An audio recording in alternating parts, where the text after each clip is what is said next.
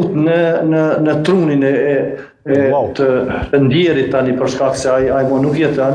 dhe ka qenë një trishtim i madh pra sepse ai vetëm vërtet shumë e rëndë, shumë ngonte dhëmbët, mundohej të fliste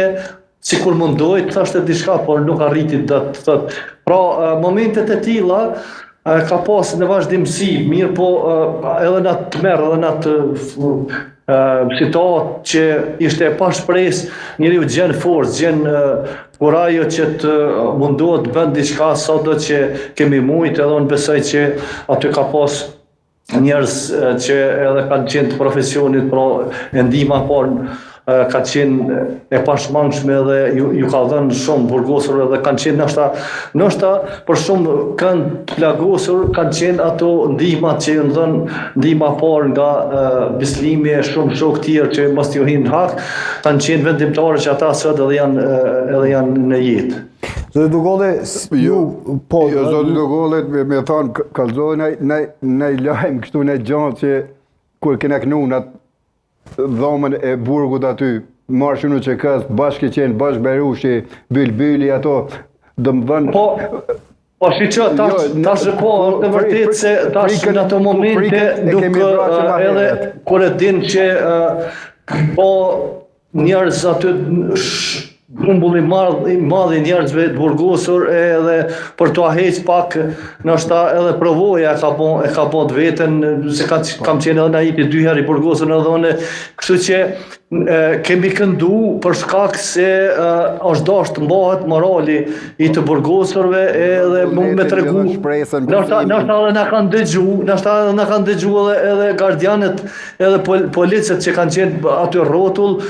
më tregu që nuk po vdesmi kot duke qajt, po edhe duke këndu. Kështu që a këndoni vetëm pak Dugolli se ky është një moment shumë special i cili përjetohet shumë rrallë herë edhe në karrierën televizive ka shumë pak momente të tilla kur i rikujtojnë këto momente, po flas në këndvështrimin tim edhe dua ta kontekstualizoj këtë moment të këndimit kur jemi të bashku të gjithë edhe kur regjia jonë fantastike na sjell gjithë, po na e solle, por këndove nga zhgënjimi, këndove nga shpresa, këndove nga gëzimi se liria po vjen. Hajt kujtoj atë moment Dugolli? Jo, dëgjoj, për ne ishte qartë, edhe kur kemi fillu veprimtarinë se liria do vije. Patjetër se edhe ishit gatshëm të vdesnit për ata. Po, patjetër. Ne kemi këndu në Mitrovicën e Sremit që nuk e kemi ditë kur apo vijim, apo kthehemi në herë, apo po mbesme atje, sepse ne po flasmi për burgun e Dubravës, por hiç ma letë sa përket tortura edhe maltretime nuk kemi shpëtuar pra në Mitrovicën e Sremit, në Nish, gjithkund ku kemi qenë, por morali ka qenë shumë i fortë, pra te ne morali ka qenë shumë i fortë, nuk kemi ndërgju asnjëherë. Përgatitja jonë politike, angazhimi jonë me vetdije për luftën për lirin, ka qenë i përgatitur deri në sakrificën e fundit. Kështu që asnjëherë nuk kena pas frikë për veprimin. Aty kena këndu këngë të cilët neve na jepshin motiv për qëndresë, na jepshin forcë, na jepshin besim. Sepse ishim njerëz tanë, njerëz që kishin ardhur nga frontet e luftës që ishin arrestu, edhe njerëz që kishim rënë në burgje më herët. Që ato këngë nga si kishim dëgju. Dhe këto ishen ato motivet që i këndojshim, jo për me pas frikën, po mi dhonë edhe vetës edhe të tjerëve vullnet që në qëndrojmë, nuk kena frikë nga asgjë. Sadik? Te besimi për me jetu,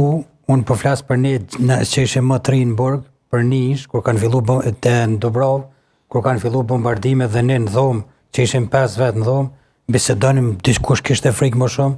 edhe unë zakonisht ju thësha ka dalë se unë i kisha përcjell edhe gjykimet e Naitit në atë kohë kur u gjykoi këtë grupit Naitit, edhe të grupit të Enverit, të Avni Klinokut, të sindikatave të policisë, ju thësha ka dalni më sototni se ja vrasin grupin e Nait Hasanit, ja grupin e